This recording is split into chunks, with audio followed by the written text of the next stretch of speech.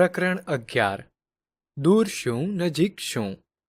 વિદ્યાર્થી મિત્રો, ઉમાશંકર જોશી ગુજરાતી સાહિત્યના જાણીતા કવિ અને લેખક હતા।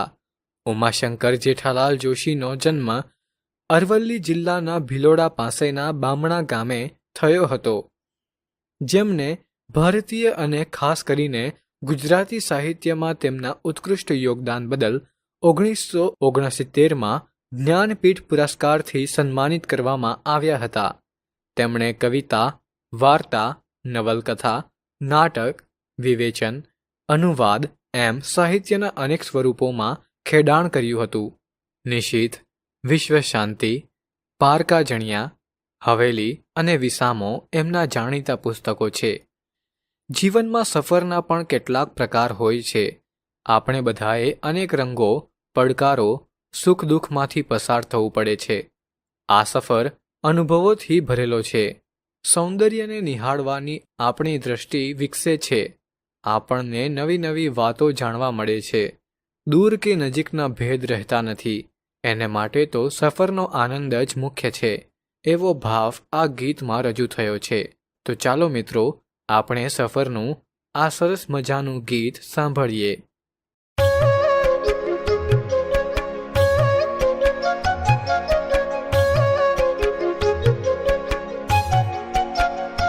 છોને છોડે એ ભૂમિના કિનારા ને શહેરના મિનારા, કે હોડીને દૂર શું નજીક શું, કે હોડીને દૂર શું નજીક શું।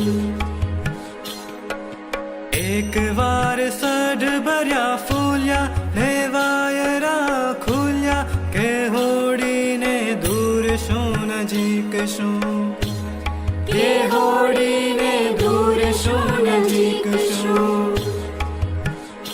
સામે આભના તે આગણા ખુલે ને પંથ નવા ઝૂલે, કે હોડીને દૂર શું નજીક શું, કે હોડીને દૂર શું નજીક શું।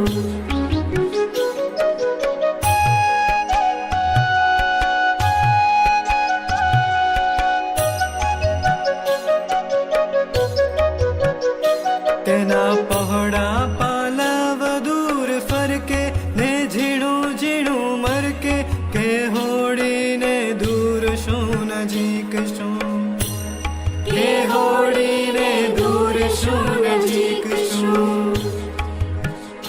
કૂદી કૂદી દે તારલાને તાલી હસંત મતવાલી, કે હોડીને દૂર શું નજીક શું, કે હોડીને દૂર શું નજીક શું।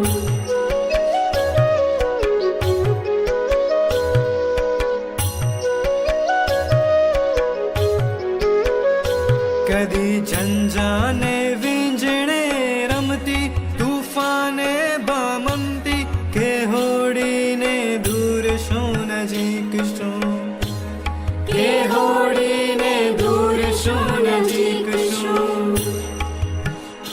એ તો સરખા સામો વડાને ભેટે ત્રિકાળને ત્રિભેટે, કે હોડીને દૂર શું નજીક શું, કે હોડીને દૂર શું નજીક શું।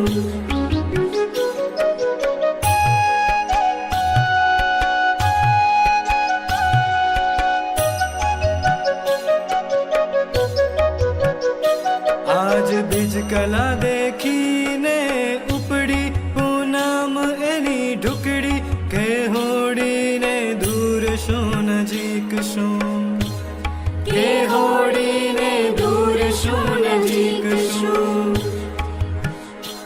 એણે ધ્રુવનું નિશાન ભલું તાક્યું, બાકી ન કાંઈ રાખ્યું, કે હોડીને દૂર શું નજીક શું, કે હોડીને દૂર શું નજીક શું। છોને છોડે એ શહેરના મિનારા ને ભૂમિના કિનારા, કે હોડીને દૂર શું નજીક શું, કે હોડીને દૂર શું નજીક શું।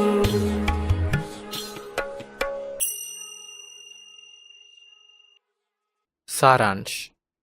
આ ગીતમાં એક અજબ આશાવાદ વ્યક્ત થયો છે. આ ગીત જીવનરૂપી યાત્રામાં સતત આગળ વધતા રહેવાની પ્રેરણા આપે છે.